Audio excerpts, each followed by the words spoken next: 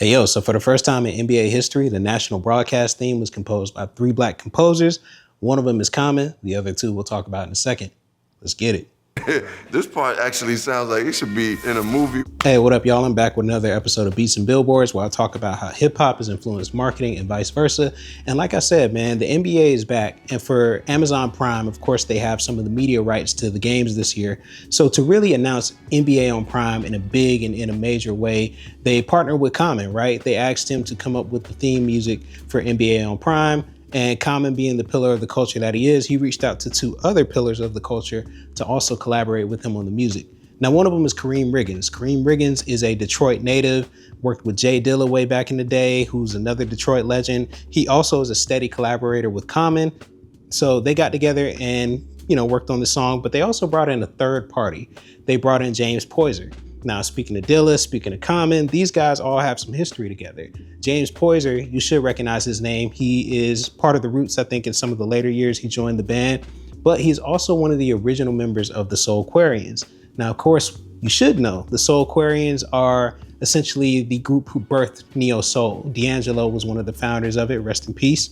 And yeah, these three guys have some history together. So they all got together in the studio to make this music. Now, if you haven't seen the content behind this, because there is a song, but Amazon really did something dope and gave us content behind it. Essentially, Common gets into the studio with James Poyser and Karriem Riggins, and they're going through the motions of how a song comes together. They're talking about inspiration. They're talking about the fact that they want this to have longevity and to last decades to come.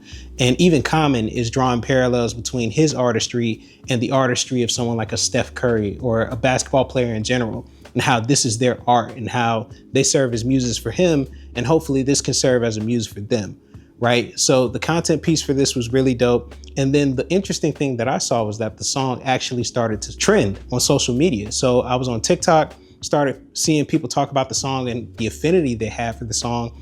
And I think it's because, we all know NBA music has that very majestic feel. It's big, it's brassy, it's supposed to be anthemic, right?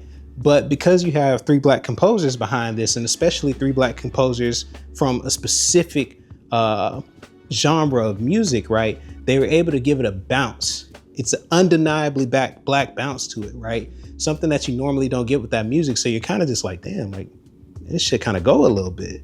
So that was something really cool to see. People got excited about NBA on Prime because they got excited about the music.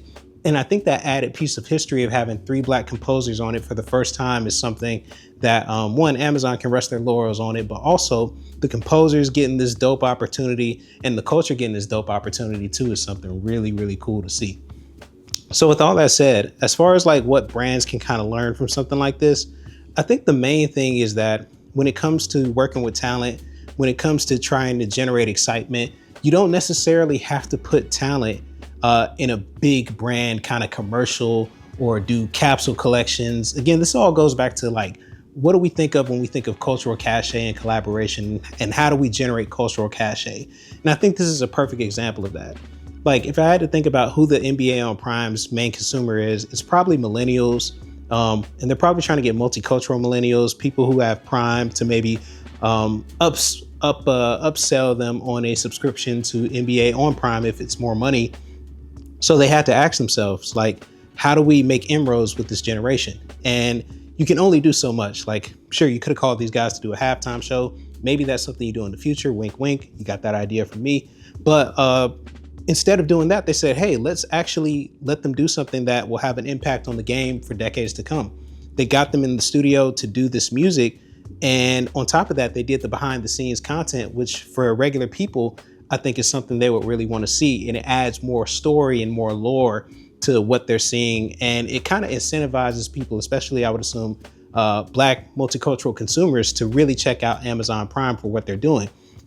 More to that point, another thing I think brands can learn from this is to really show how the food gets made, more or less. Like that means showing bloopers, showing behind the scenes stuff, just like showing like everything that goes into it.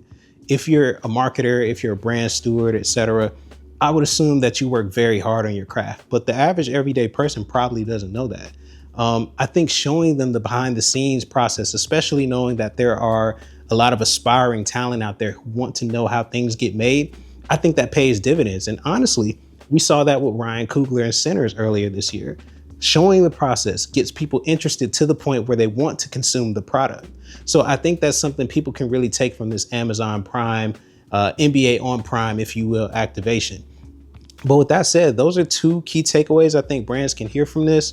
If you haven't heard the theme song yet, highly recommend you check it out. As for me, my NPCs around here, I got a couple NPCs, wink, wink, but you know, I'm finna sample the shit out of this, dog. Like, this shit gonna sound crazy. Matter of fact, I think I'm gonna put it behind this video. But with that said, shout out to Common, shout out to James Poyser, shout out to Karriem Riggins. Holla at the kid. I got beats for all y'all. We can make some shit go.